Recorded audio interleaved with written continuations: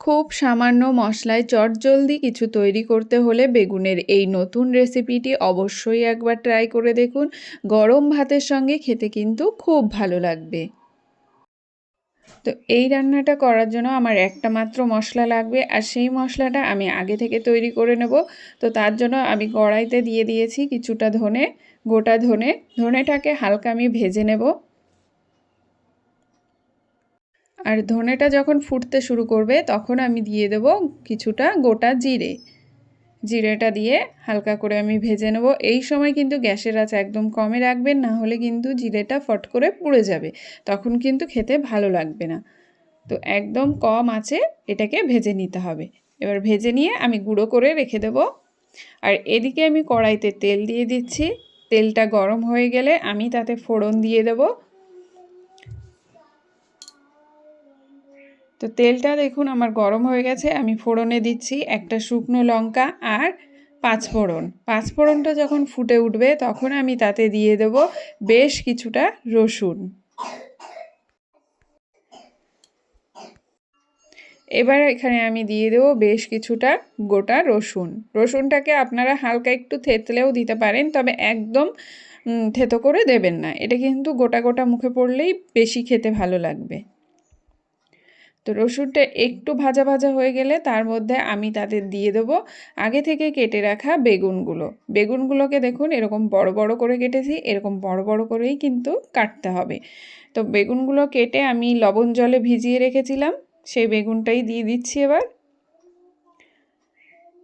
বেগুনটা দিয়ে হালকা একটু নেড়েচেড়ে আমি ভেজে নেব। খুব বেশি ভাজার কিন্তু এখানে প্রয়োজন নেই। এই দেখুন বেগুন খুব তাড়াতাড়ি রান্না হয়ে যায়।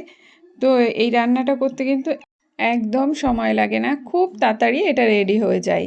তো বাড়িতে অবশ্যই একবার ট্রাই করুন। তো দেখুন বেগুনটা কিন্তু আমার ভাজা হয়ে গেছে। এবার আমি এতে দিয়ে দেব জল।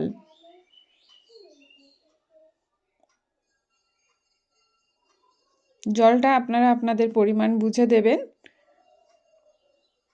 এবার জলটা দিয়ে তার মধ্যে আমি দিয়ে দেব পরিমাণ মতো লবণ আর হলুদ।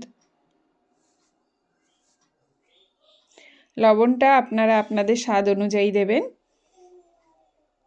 দিয়ে এবার ভালো করে মিশিয়ে নেব। ভালো করে মিশিয়ে নিয়ে এবার আমি বেগুনটাকে 5 থেকে 7 মিনিটের জন্য ফুটিয়ে নেব। 5 থেকে 7 মিনিটের মধ্যেই বেগুন আমাদের খুব সুন্দরভাবে সিদ্ধ হয়ে যাবে। আপনারা চাইলে এখানে বেগুনটাকে ঢাকা দিয়েও রান্না করতে পারেন, তবে আমি আজ ঢাকা ছাড়াই রান্না করছি। আমার রেসিপিগুলো আপনাদের কেমন লাগছে অবশ্যই কমেন্ট করে জানাবেন। আর রেসিপি ভালো লাগলে লাইক শেয়ার করে চ্যানেলটিকে সাবস্ক্রাইব করে দেবেন। আর পাশে থাকা বেল আইকনটি প্রেস করতে কিন্তু একদম ভুলবেন না নতুন নতুন ভিডিওর আপডেট পাওয়ার জন্য। তো দেখুন বেগুনটাকে এইভাবে একটু উল্টে পাল্টে দিয়েছি আমি। এবার কিন্তু বেগুনটা আমার অনেকটাই সিদ্ধ হয়ে গেছে, তাই বেগুনটাকে কিন্তু আর নাড়াচাড়া করা যাবে না, তাহলে কিন্তু বেগুনটা ভেঙে যাবে, সেক্ষেত্রে দেখতে বা খেতে কোনোটাই ভালো লাগবে না। তো এবার আমি এতে দিয়ে দেব আগে থেকে কেটে রাখা কাঁচা লঙ্কা। এখানে কিন্তু আমি বেশ কিছুটা কাঁচা লঙ্কা দিচ্ছি, কারণ এটা ঝাল ঝাল খেতে খুবই ভালো লাগে। তবে আপনারা আপনাদের স্বাদ অনুযায়ী ব্যবহার করবেন লঙ্কাটা। লঙ্কাটা দিয়ে আবারও একটু ফুটিয়ে নেব।